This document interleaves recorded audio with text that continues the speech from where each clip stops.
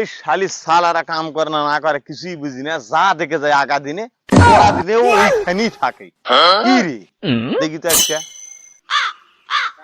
বসে এত কাম করি শালা নাম পাই না তাও রে। কাজ করাছি বেতন বেতন কিছু বাড়ায় না। তাও নাম নাই, এত কাজ করছি তাও নাম নাই বসে। এই কি কাম করিস এগুলা? এগুলা কোনো কাম? এগুলা ইটার শোলে ফাঁস থাকে কেন? বেতন তো কম লিস না। এগুলা ছুটে লাগে মানে এদিকে একটু। কি রে এদিক দেখ, বেতন তো কম লিস না। 700-800 টাকা করে বেতন প্রত্যেক দিন কাজ কানের। আসলে তো দেখি দি কালকে যা দিয়ে গেছে আজকাল তাই আছে। তোরা তো কাম ফাঁকি দিস দেখি। সুন্দর করে সাজে সাজে রাখ। এলে আসলে ফাঁকি দিয়ে যে অভ্যাস হয়ে গেছে। আজকালকার কর্মচারী আসলে বিশ্বাস করতে নাই। এই কর্ম আমার বাড়িতে মেহমান এসে ভরে গেছে, আমি তো কোনটি পাবো টাকা পয়সা, কোনটি থেকে কি পাবো? আর মেহমান করে আমি কেমন করে আপ্যায়ন করবো আল্লাহ জানে। আমার বসের কাছে আজকে আমাকে যাইতেই হবে। এই এক সপ্তাহ ধরে কাম নাই, একটা কামও নাই ভাটা।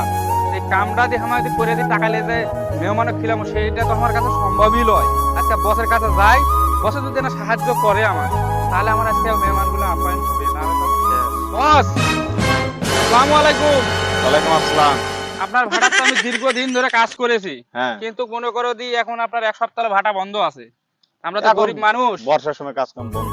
আমরা যদি খাবো দুটা ডাল ভাত করে, আমার বাড়িতে অনেকগুলো মেহমান আছে।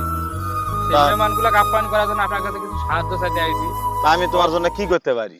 আপনার শুনেছি আপনার ভাটার মালিক, আপনার হাঁসের বড় খামার আছে। একটা হাঁস যদি ওখান থেকে আমাকে দিতেন, তাহলে হাঁসটা নিয়ে যা আমার মেহমানগুলো আপ্যায়ন করে আমি সুস্থভাবে বিদায় করে দিতে পারবো। আমি তো ব্যস্ত মানুষ। আচ্ছা, আমার ছেলে দেখি কোথায় আছে। বস আসলে বস তো আপনি আসেনি। দয়া করেন বস, আচ্ছা ঠিক আছে, ঠিক আমার আছে। মান সম্মানটা আপনার হাতে। তোমার বিষয়টা আমি দেখতেছি বুঝতে পারি। এ বাকুদ্দুস বাবা, এ বেটা, এ খামারত তিনি একটা হাঁস লিয়ায়। হাঁস কয়টা আব্বা কয়টা? একটা। আচ্ছা আচ্ছা, এই শালি ছাল তো আমার কাম করতে করতে মারি হেল দিবে। হয় একটাই লিয়ায়, তাড়াতাড়ি আসিস।